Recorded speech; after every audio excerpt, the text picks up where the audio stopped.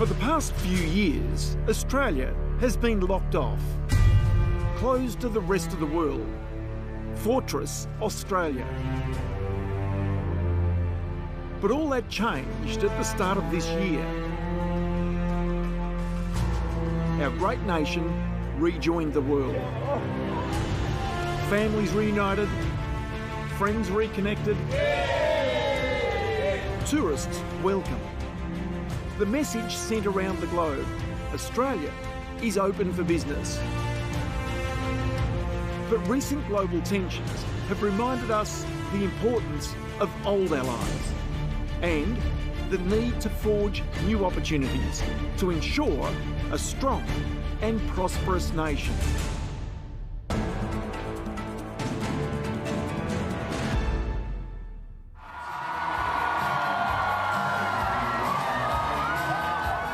The Australian people have voted for change.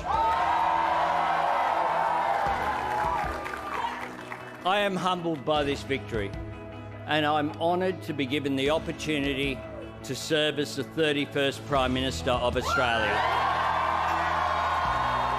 May 21st this year, a change of government for Australia. Labor swept to victory. Our new Prime Minister took his oath quicker than normal. International duty called. Why, in your heart, 2 days after you were elected as Prime Minister of Australia, that you went to the world to meet with leaders around the world? Why was that such an important thing to do? Well, it was a priority. It wasn't my choice of timing, of course. The election was May 21 and the Quad Leaders meeting was May 24. But the opportunity to get sworn in as Prime Minister on the Monday morning at 9 a.m. and then to be still in late morning on the way to Tokyo to meet with President Biden, Prime Minister Kishida and Prime Minister Modi was an important opportunity to send that message to the world that there was a new government, to send a message about the strength of our democracy, the fact that we could have an orderly transition to a new government, but that also Australia and our values don't change with every change of government, that our alliance with the United States is our most important relationship, but that the relationships with Japan and India are also so important for our national security, for our economy, for our values as well. And so began the Albanese government's international agenda. As he travelled around the world, there was a consistent message from the new Australian leader. Australia would be built on its historic relationships while forging new diplomatic ties. There have certainly been no major mistakes, which you might expect from someone who's not operated at that level before with foreign leaders. So as you mentioned, his first trip was to Japan for the Quad meeting, where he immediately was in the deep end of international diplomacy, dealing with some of our most important partners, the United States, Japan and India, the largest economies in the world and most important nations in the world. These alliances are obviously the fabric on which Australia is made. Right now, Australia has a record trade surplus. We're sending more goods overseas than what we're bringing in. This gives enormous health at uncertain times to Australia's economy. That's because of our relationships with the world. Oh, absolutely, and it gives us great strength. We're an island continent, and we have to trade. We have to be part of the global economy. The United States is a much underestimated economic relationship, but of course Japan, Australia's played such a critical role in their post-war boom as well, supplying of raw materials, and indeed Australia receiving manufactured goods from Japan.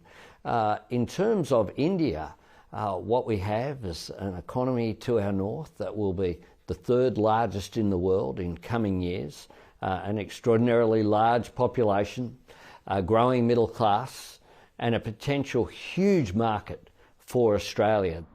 We're located in the fastest growing region of the world in human history.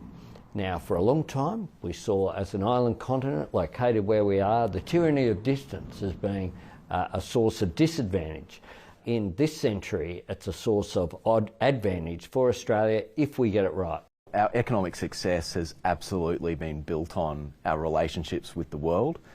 We have about 45% of GDP in trade, really important, but also we've had foreign direct investment that has underpinned our iron ore sector, our resources sector more broadly, and just been really important to all of the growth that we've seen over a prolonged period of time in Australia.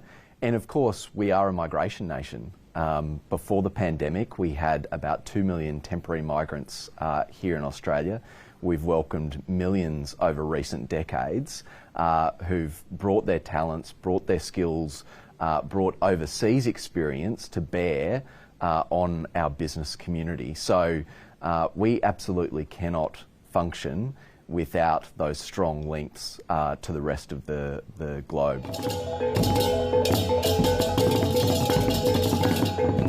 Next came a trip to Indonesia, arguably Australia's most strategically important neighbour, to meet with President Joko Widodo. I was really pleased to see that Albanese's first bilateral foreign visit was to Jakarta.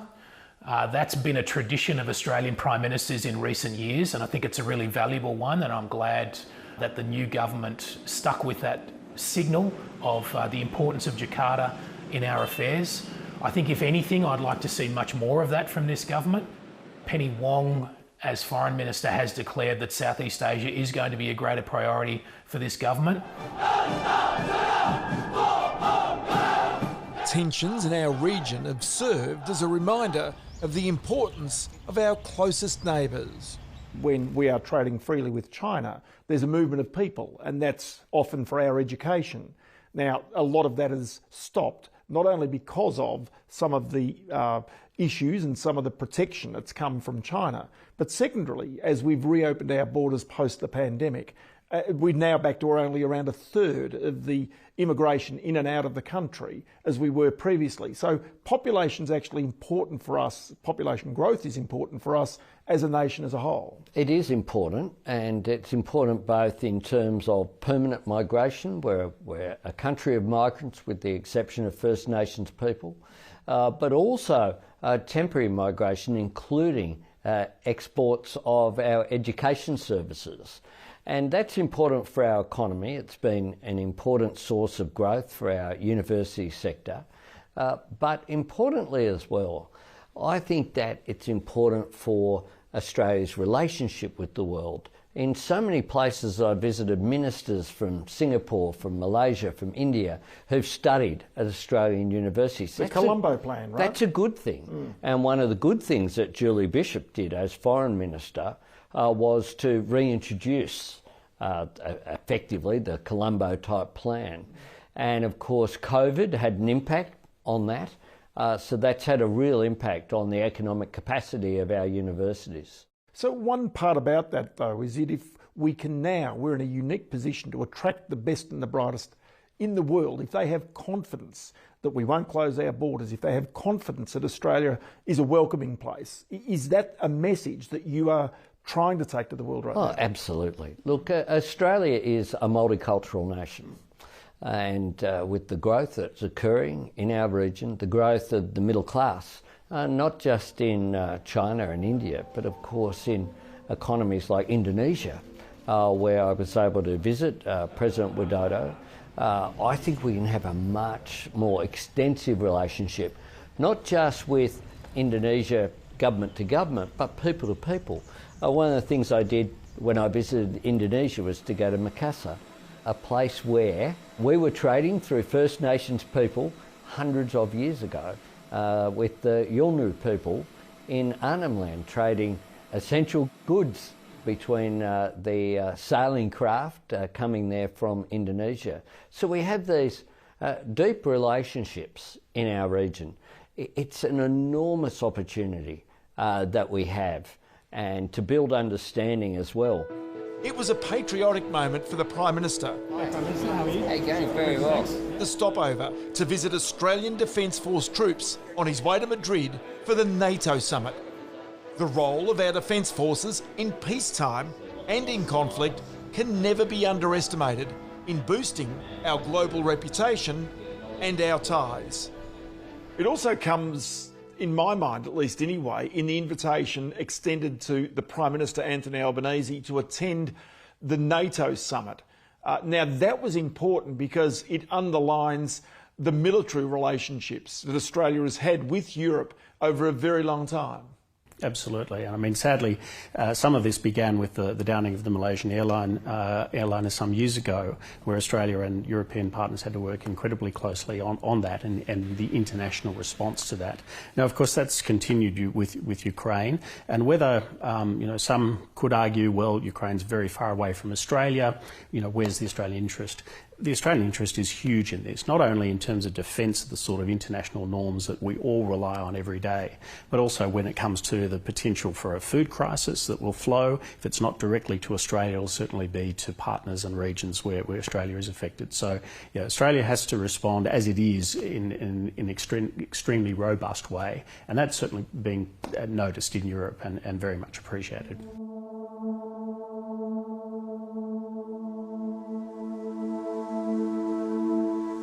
You can't visit the areas just on the outskirts of Ukraine that I did.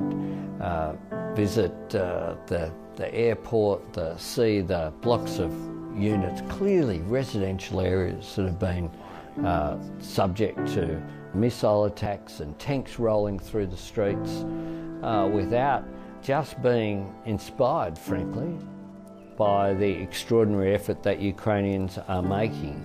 And given the consequences of the rule of law being just torn up, the international playbook that the world has lived through, respect for sovereign nations, respect for democratic outcomes, then it is important that Australia and indeed the rest of the world continue to provide support to the Ukrainian people. This is first and foremost a war between Russia and Ukraine, and although NATO is going to have, I think, long-term concerns about containing Russian power, that NATO is still by far the more powerful military bloc and can continue to deter Russian military power. So I wouldn't overstate the actual strategic implications of the war for Europe. Western Europe and the NATO countries in particular remain very, very secure because they're much wealthier than Russia.